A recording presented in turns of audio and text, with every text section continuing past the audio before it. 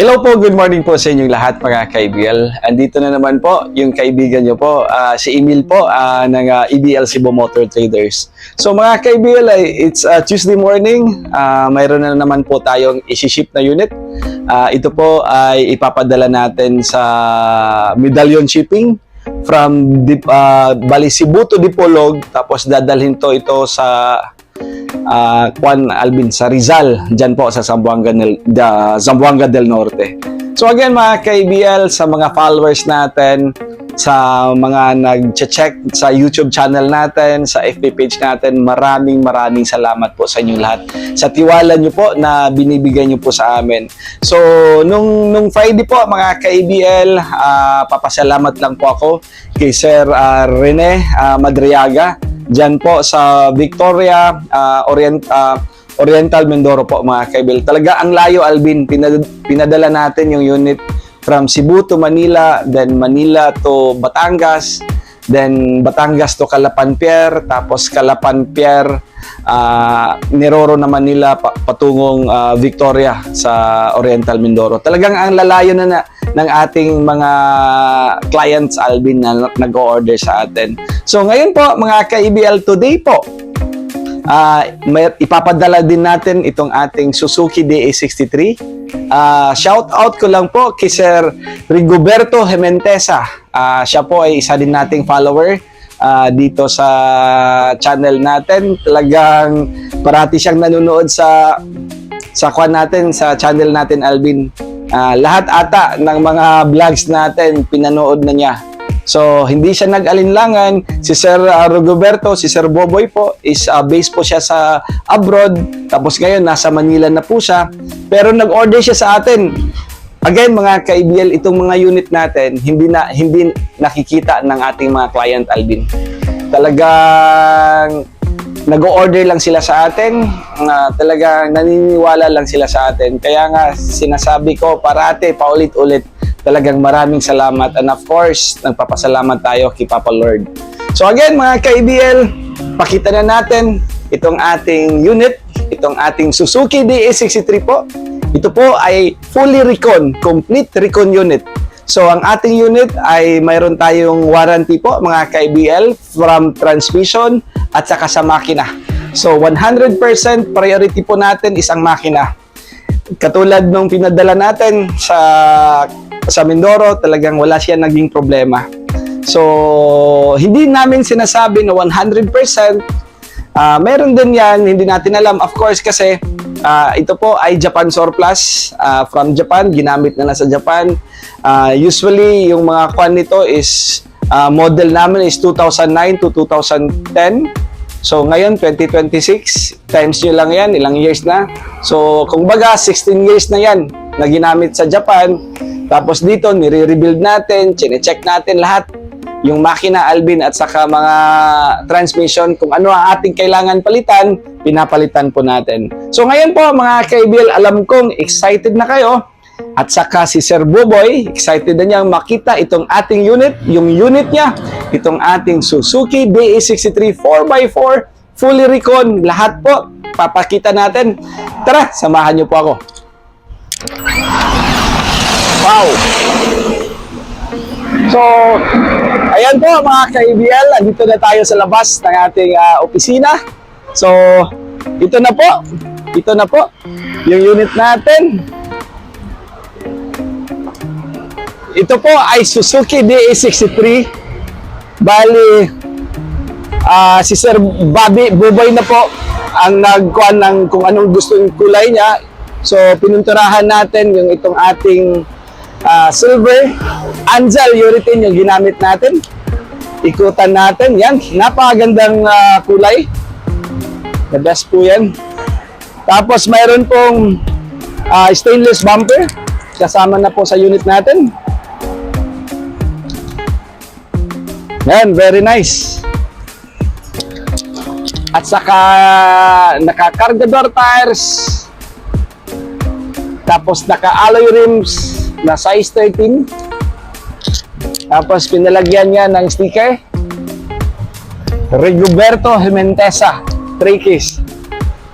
Tapos may canopy po.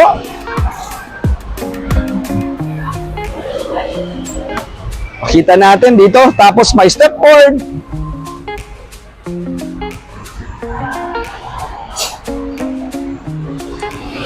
Tapos, ilagyan din natin itong ating back seat. Bali na po fold po siya. Yan. So, ang laki ng kargahan sa likod. So, kahit anong gusto nyong ikarga dyan, pwede. So, ito gagamitin to ni Sir Boboy sa kanyang farm po. Dyan po sa Zamboanga del Norte, sa Rizal.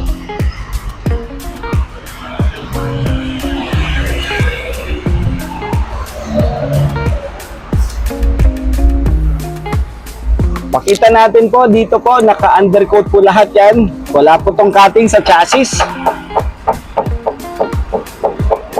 Ayan.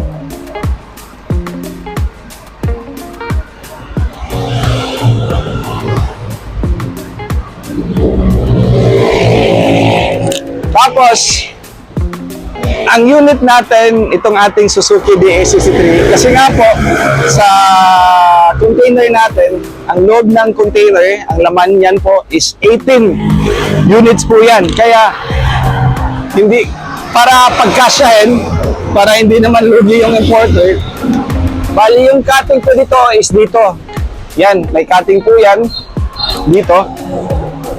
But, ang ginagawa po namin, before namin yan i-fully weld, bali nilalagyan natin yan ng Synchromit Alvin para dili muburot ba ang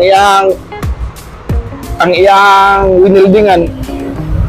Tapos back to back po yan sa pag-welding natin dito, Alvin. So yan po. So pakita natin sa loob, Alvin, dito. Napakalamig ng aircon. Grabe, ang lamig ng aircon, Alvin.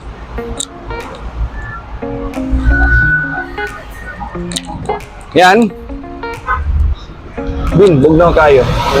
Ang Sir Boboy, napakalamig ng aircon.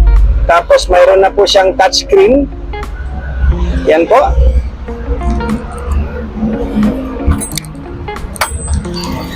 Boss Alvin, pakita natin dito. Yan po yung makina natin. Napakalinis. Talagang nilinisan namin yan. So parang brand new po. Tapos dito talagang brand new po talaga. Parang hindi na ginamit sa Japan. So ganoon namin tinitingnan po yung makina. Bago ito ng air cleaner filter, Alvin. Bagong change oil, bago yung spark plugs. Ano pa yung pinalitan natin, Alvin? Thermocap pinalitan natin, bago. Thermostat, bago din. So chinek natin po lahat. Yung mga sensor, Alvin, chinek natin. Kasi nga po, itong mga unit natin, ito po is EFI na po to. Ibig sabihin, quad na to, electronic na po ito, mga ka-EDL. So, matipid din sa gas. Although, hindi katipid na sa ng RO, yung mga DE16. But ang sa amin lang dito, kaya ang daming kumukuha ng mga DE63 or DE64. Kasi nga po, talagang maganda yung makina, pang heavy load, malakas yung pwersa. Yan, alam ko, ginagarantiya ko sa inyo kasi ang dami na pong kumukuha sa amin ng mga DE63. Sila po mismo nakakapag-testify na when it comes to heavy load talaga, Alvin, yung pwersahan talagang maganda. So, hindi kayo mabibitin dito. At saka, ang daming piyesa. Although electronic na siya, pero ang daming piyesa sa market. So, ito po mga KBL, yung model nito sa Japan is 2009. So, 2009, tapos ngayon 2026 na. Ilang years na, i-complete niya lang po yan. So, ang sa amin dito, kung makikita niyo po yan, yung ating Odo natin is 187,297. So, tamang-tama lang po mga ka-EDL, tamang-tama lang po itong ganito. Kasi nga, sabi ko sa inyo, yung average po nito is, po mga ka-EDL, yung annual po na Odo niya, na tinatakbo ng isang sasakyan is 10,000 po. So, within the range lang po siya. So, hindi namin to inikot or ano, talagang napakaganda.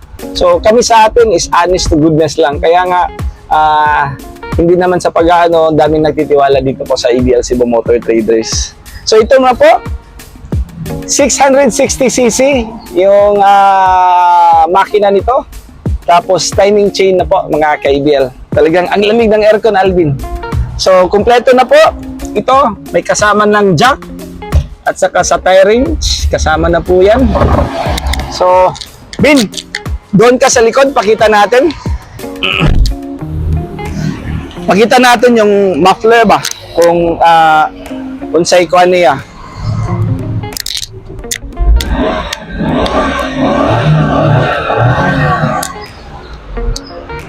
Ayos, Bin? Walang may lumabas? Ha? Ayos. So, yan. Ikutan natin ulit, Alvin. Dito, tingnan natin.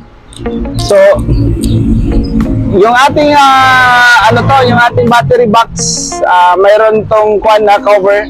So, hindi po lahat ng mga unit na DS63 is may cover po. So, ito, mayroon pong cover, mga ka-ABL.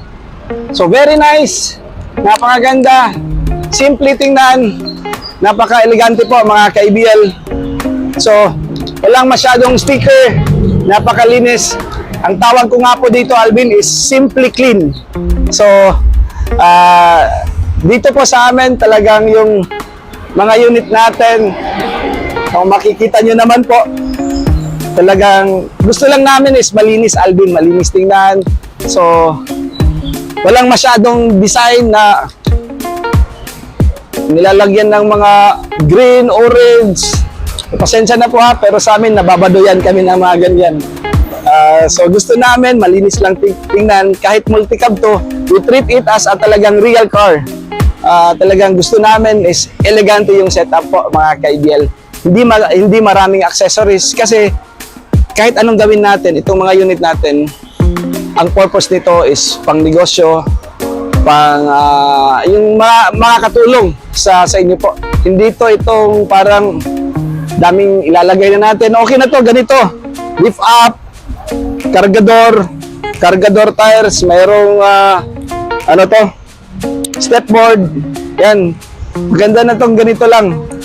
Simple tingnan pero malinis. At saka, ang importante lang naman po sa sasakyan is malinis, tapos elegante, tapos everyday yung maintenance talaga. So again mga ka-ABL, meron po tayong mga unit pa na ganito. Pwede kayong mag-order sa amin po ng ganitong mga unit. Pwede kayong tumawag sa 0917-874-2795. At saka pwede lang kayong bumisita sa amin. Dito lang po sa EBL Cebu Motor Traders. Dito lang po sa SRP Road, Cansoong, Talisay. So again, papasalamat din tayo yung buyer natin from California, USA. Sir, maraming salamat po kay Ma'am Febe na Quezon, dyan po sa Mexico, Pampanga. Talagang, sir, maraming salamat sa tiwala niyo po. Talagang all the way from US, nag-order sila sa atin. So again, mga ka-ABL, maraming salamat po sa inyong lahat. Thank you po, mga ka-ABL. Very nice.